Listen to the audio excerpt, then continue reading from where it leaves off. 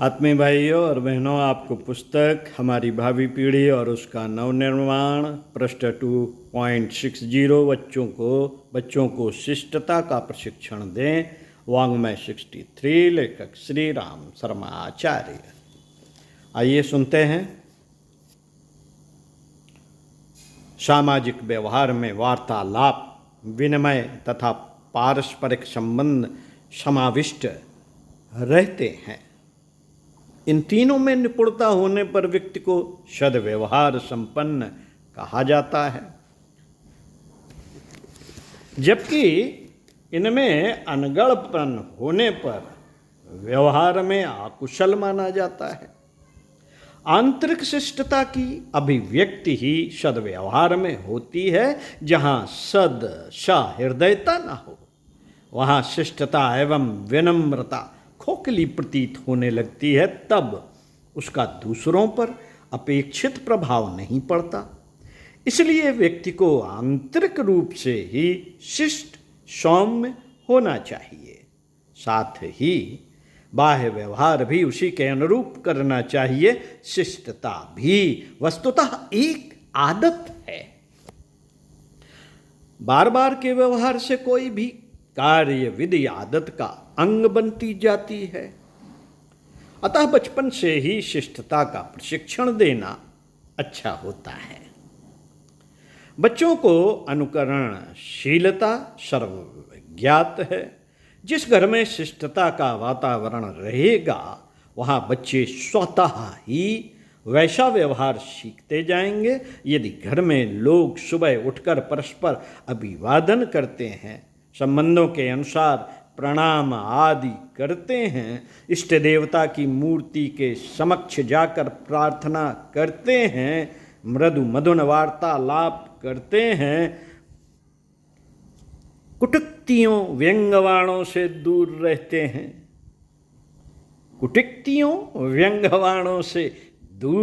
हैं, तो बच्चा भी वही सब सीखता है।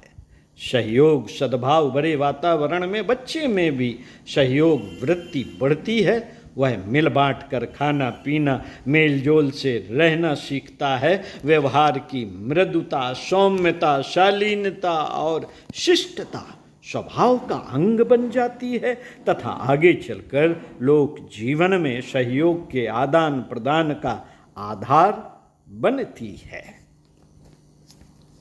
बच्चों के बाल्यावस्था से ही भिन्न भिन्न संबंधों का उचित निर्वाह सिखाना चाहिए। छोटों से स्नेहपूर्ण, बराबरी वालों से खुला निसंकोच, बड़ों से आदरपूर्ण ढंग से बोलना एवं व्यवहार करना सिखाया जाए। भोजन, स्कूल आने जाने, सड़क पर चलने, किसी शोभा सोसाइटी या सामूहिक एकीकरण वाले स्थान में, यात्रा में, सामूहिक भोज के अवसर पर प्रत्येक जगह शिष्टाचार के भिन्न भिन्न नियम होते हैं। उनकी जानकारी बचपन से ही दी जानी चाहिए। काम करने के समूह मान्य ढंग को मैनर्स कहते हैं। काम करने के समूह मान्य ढंग को मैनर्स कहते हैं। इन मैनर्स का भी बहुत महत्व है, इन्हें भी जानना चाहिए, किंतु मात्र ये पर्याप्त नहीं।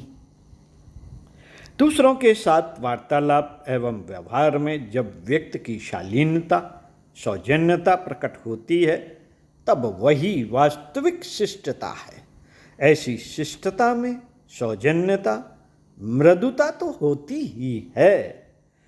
जिसके साथ व्यवहार होता है उसके प्रति सम्मान एवं संवेदनशीलता भी होती है। दूसरों के अधिकारों पर आघात न किया जाए, उन्हें अकारण अप्रसन्न न किया जाए, अप्रिय असत्य बात न कही जाए तथा उनके भी सुख एवं सुविधा का ध्यान रखा जाए, तभी उसे शिष्टता कहेंगे। ऐसी शिष्टता व्यक्तित्व की कई कमियों को पूरा कर देती है, क्योंकि उससे दूसरों का हृदय प्रभावित हो उठता है। आपस में मधुरता का संचार होता है, वातावरण सरल बनता है, तनाव खिंचाव नहीं रह जाता। यह ध्यान रखना चाहिए।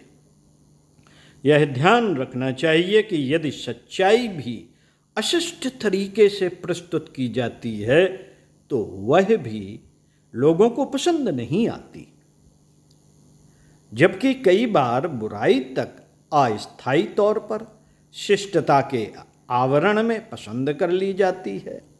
इसलिए शिष्टता को सभी कार्यकलापों में अनुस्यूत रहना चाहिए। अनुस्यूत रहना चाहिए। शिष्टता और मृदुता लोगों के व्यक्तित्व में शालीनता आती है। शिष्टता और मृदुता से लोगों के व्यक्तित्व में शालीनता आती है। शालीनता आती है।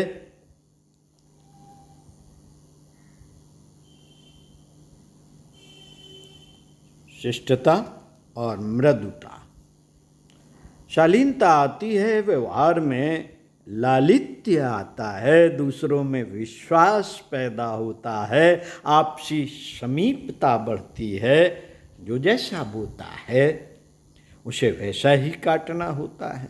दूसरों से प्रत्येक व्यक्ति शिष्ट व्यवहार की अपेक्षा करता है। यह अपेक्षा तभी पूरी हो सकती है जब स्वयं भी दूसरों के साथ शिष्टता बरती जाए।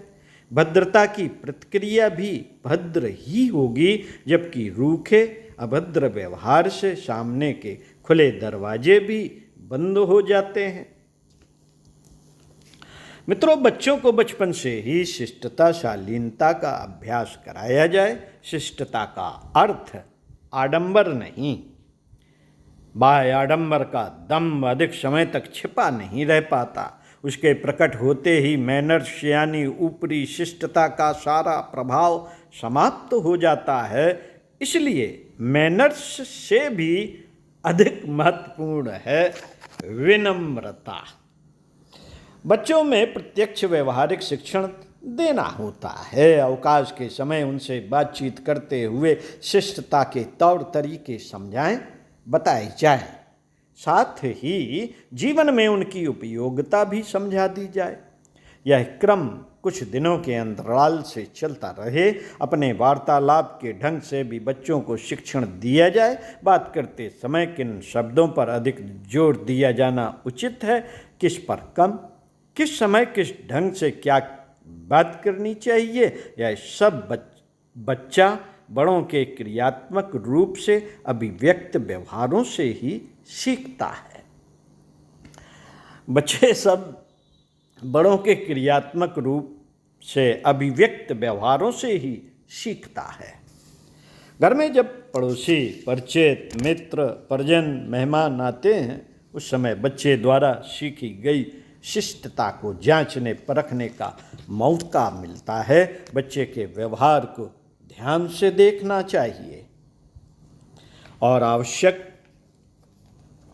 सुझाव बाद में यथावसर देना चाहिए।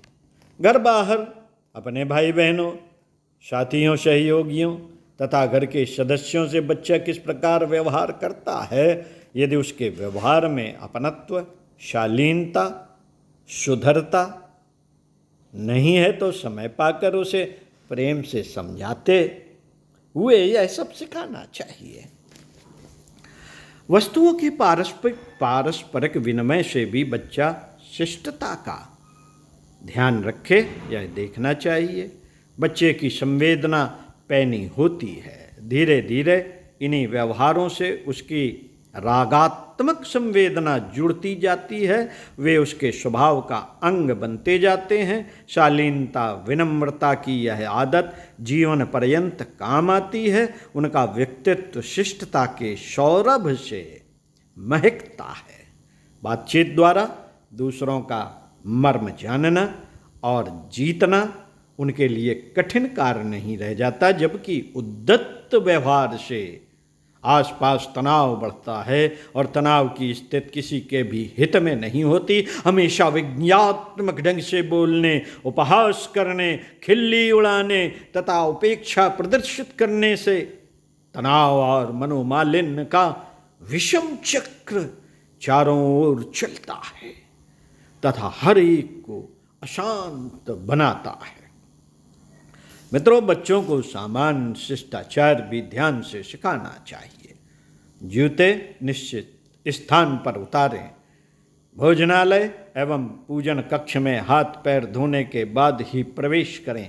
मलमूत्र उचित स्थान पर ही त्यागें। छिलके, कागज के टुकड़े आदि निश्चित स्थान पर ही रखें। यहाँ वहाँ न फेंकें, गंदगी न फैलाएं। ये सब सुव्यवस्था संबंधी गुण शिष्टता का भी अंग हैं। खांसते, छींकते या जमाई लेते समय रुमाल या हाथ का सहारा लेना, सबके सामने ऊंचे स्वर में डकार न लेना, इधर उधर न थूकना, ये सब शिष्टता के बाहरी व्यवहार हैं। सामूहिक भोज एवं पार्टियों के समय भी शिष्टता के प्रचलन नियम होते हैं। उन्हें सिखाया जाए। नाखून कुतरना, कमीज या फ्रॉक के बटन घुमाते रहना, ये कुछ ऐसी आदतें हैं जो बच्चों को घर कर जाने पर बड़े होने तक बनी रहती हैं। बचपन में जहाँ ये कुटेव के रूप में होती हैं, वहीं बड़े होने पर ये अशिष्टता कहलाने लगती हैं। दूसरों पर इनका अनुचित प्रभाव पड़ता है। जिससे बात कर रहे हैं वह अपने से बड़ा है। उसी के सामने नाक साफ करने के लिए छींकने, छिनकने लगना या नाखून कुतरने लगना उसकी उपेक्षा अवहेलना कहला सकती है। यहाँ यह तथ्य भी स्मरण रखा जाना चाहिए कि शिष्टाचार संबंधी छोटी छोटी बातों के बच्चों के द्वारा यदा कदा उल्लंघन से माता पिता को अधिक अधीर एवं चिंतित नहीं उठना चाहिए। यदि घर का वातावरण श्रेष्ठ है और बाहर की संगत भी अच्छी होती है तो थोड़े से समय बाद वह शिष्टाचार का अनुसरण स्वयं ही करने लगता है। कर्म, व्यवहार और वाणी की मधुरता एवं शिष्टता तथा दूसरों के प्रति संवेदनशीलता प्रत्येक बच्चे को सिखाई जानी चाहिए ताकि उसे आगे भी सभी लोग प्यार करें, सहयोग दें और वह सफल एवं सार्थक जीवन जिए। साथियों, चिंतन मनन आपका अगले वीडियो में आपको पढ़कर सुनाएंगे। बच्चों को ईर्ष्यालु होने से बचाएं।